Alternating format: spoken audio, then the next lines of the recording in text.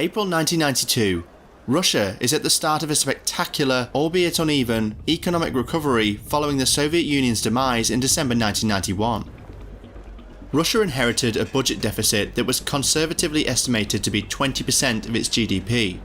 It faced the threat of hyperinflation, negative economic growth, shortages throughout the economy, foreign reserves were virtually non-existent, and it was racking up a mountain of international loan commitments at the time of the Soviet collapse. Even worse was that famine and insolvency were also major threats to the state. However, in the decades since, Russia has come a long way in terms of economic and social development. This was partly due to high worldwide export pricing.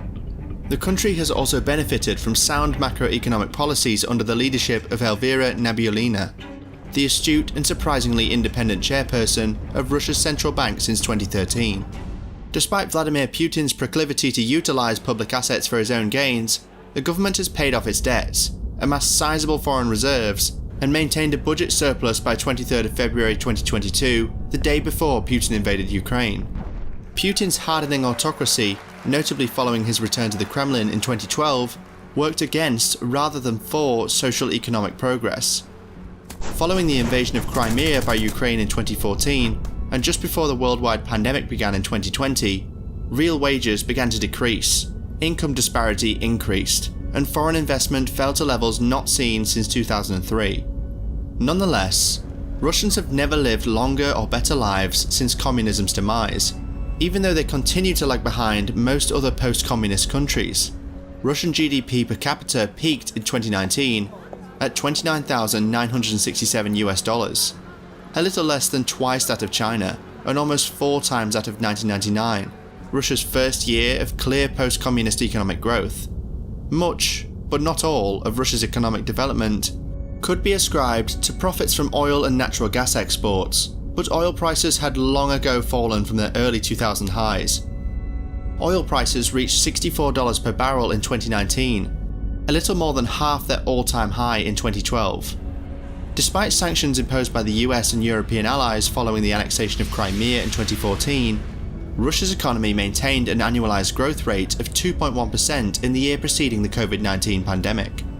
However, while 30 years of uneven post-communist recovery saw Russia's revival, we are now witnessing its demise. Vladimir Putin's dictatorship has not only wreaked disaster on Ukraine, but also in Russia. Putin's unjust and ill-conceived war has undone the progress of the previous 3 decades. The pariah economy. The most obvious disaster caused by Putin's invasion of Ukraine is and will be social and economic. Although most Russians will be unaffected by the closure of Aston Martin or Burberry, the lack of repair and replacement parts from companies such as Apple, Boeing, Ericsson, Intel and others will have an impact on labour productivity, consumers and, eventually, the Russian supply and production chain. These exits will also result in the layoff of hundreds of thousands of Russians. Longer term, with Putin and the Duma threatening to seize any residual assets of corporations that fled Russia quickly, few foreign investors are likely to return anytime soon. It is eerily similar to what occurred to the Russian economy after the Bolsheviks took power in 1917. Given Russia's military harshness, the sanctions imposed on Russia since February will not be eased anytime soon. Sanctions are a delayed and clumsy weapon for deterring and punishing a state for its behaviour. We have yet to witness the full impact on the Russian economy.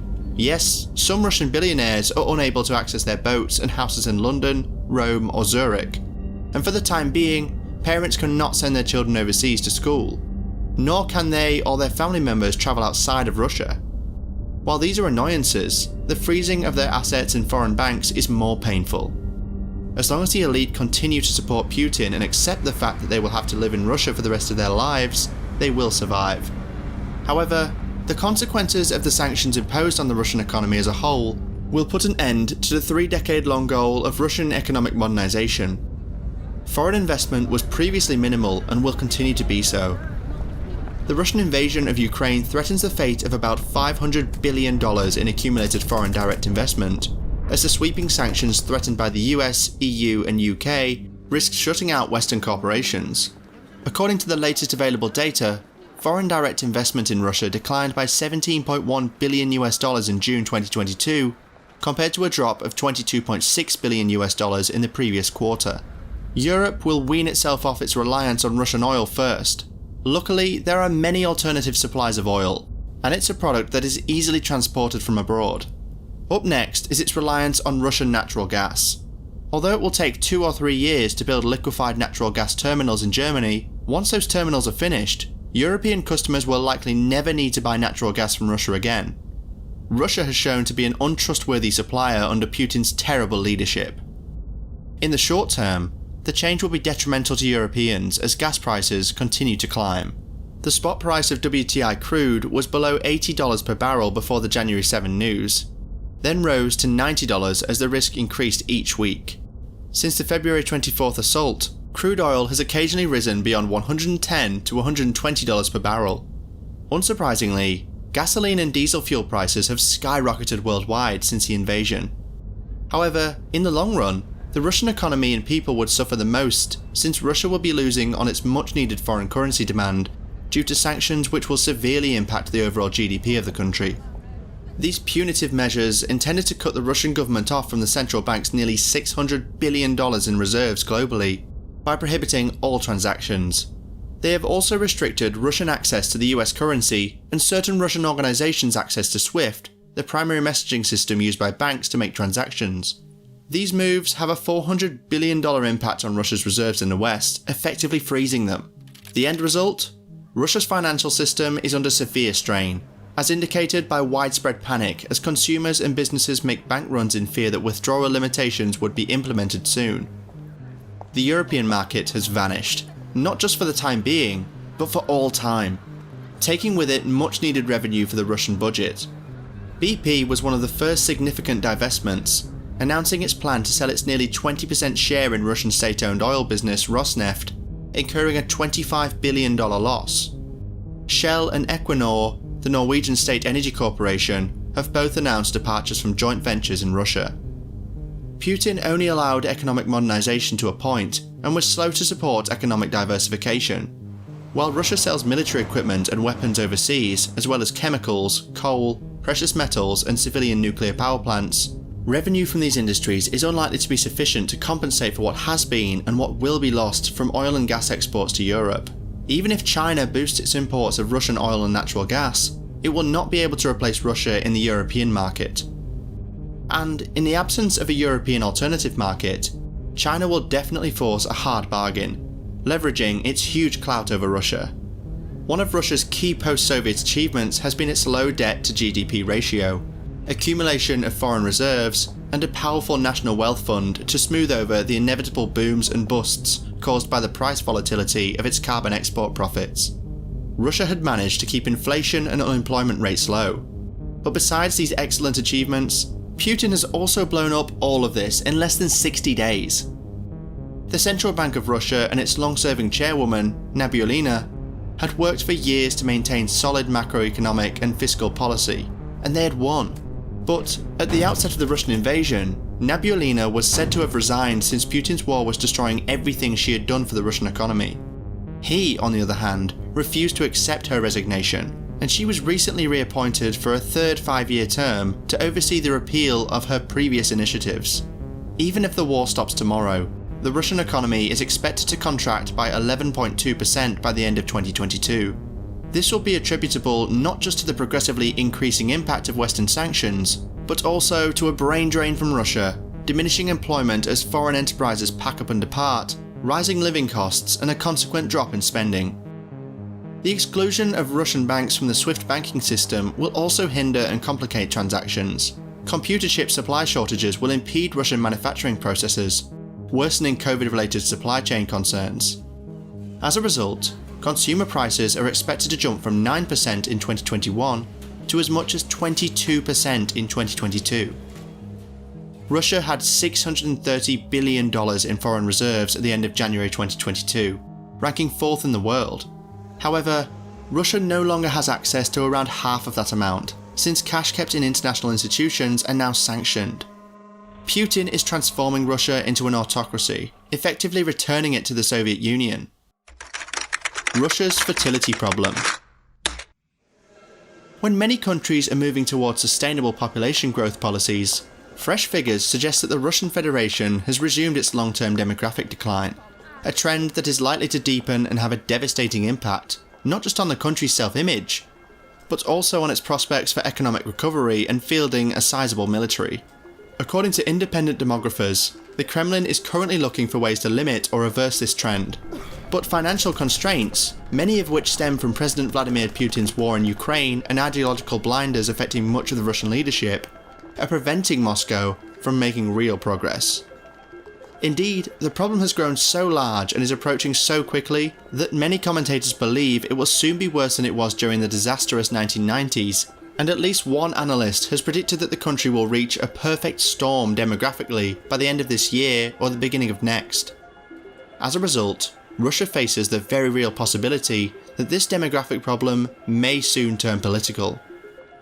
The most extensive explanation of these phenomena is provided by Alexei Raksha, an independent Russian demographer, and maybe the closest Russian analogue to the late US specialist Murray Feshbach. He relies solely on the preliminary findings of the most recent census, which were revealed earlier this summer, as well as a broader selection of demographic data that Rosstat, the Russian government statistics arm, has recently disclosed, making it far more difficult to ignore his remarks. He describes a disastrous situation. Russia's population declined by 430,000 in the first 5 months of 2022, greatly exceeding the figure for the same time in 2021, and pointing to a total decline of more than 1 million people in 2022. The statistic for 2021 incorporates both the relationship of permanent population births and deaths, as well as the magnitude of migration flows. In-migration largely compensated for the higher number of deaths compared to births last year, but not this year. Increased out-migration, on the other hand, has contributed to the overall population drop. The country's opening to in-migration following the epidemic may result in a minor improvement in the second half of 2022. But this will not be enough to compensate for the indigenous loss that will continue into 2023 and into the next decade. Raksha emphasises that he is not blaming war losses or war-related migrations. According to him, neither has been large enough to have an effect on overall demographic figures, though they may have a greater impact on certain age groups than others, though some observers strongly disagree, claiming that emigration is removing many women in prime childbearing age cohorts from Russia. The Russian demographer also dismisses claims that recent spikes in mortality rates are the result of Putin's healthcare optimization scheme, which has left many Russians without access to medical care. What has mattered, according to Raksha, are 3 other factors. Russia's continuing trend of having fewer children, the government's reduction in pro-natalist policies, or even their outright cancellation due to financial constraints, and many Russians' fears about the future due to economic problems and the war. Not only are these factors pushing down fertility rates to levels not seen in peacetime before, but they are also combining to restrict the number of women who may bear children in the future, reducing the country's potential to overcome these issues. This cohort's population is now falling at a 3% annual rate. Given that fertility rates have now fallen substantially below replacement levels, below 1.5 children per woman, much below the 2.2 children required to maintain population numbers at current levels, Russia's total population will shrink. In reality, this outlook will not change unless immigration reaches politically dangerous levels. Moscow invests far more in promoting larger families than simply restoring the Soviet-era practice of awarding hero mother status to women with large families, or the Kremlin occupies the territory of some of its neighbours and absorbs their populations. When it comes to population increases since the 2010 census, Raksha points out that it's commonly overlooked that Moscow now counts the population of Ukraine's Crimea, which it annexed in 2014. The independent demographer also refers to another statistical quirk that Moscow is using to make its reported stats appear better than they are, ignoring why any current improvement will not endure.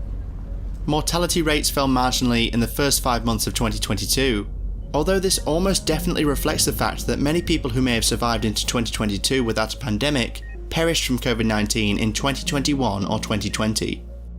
Taking this into account, Russia will be unable to anticipate a large decrease in death rates in the future.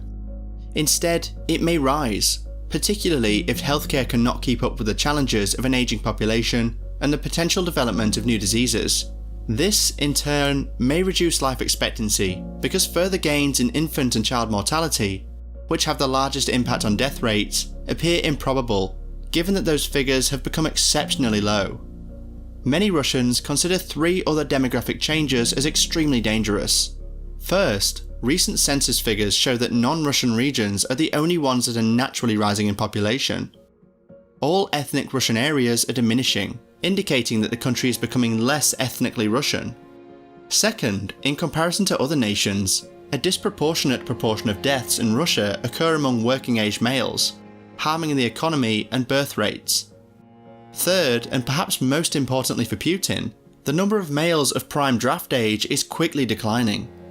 According to one estimate, keeping the Russian army at its current size through 2032 will need Moscow to increase the share of males enlisted from 6.31% to 8.01% in the future.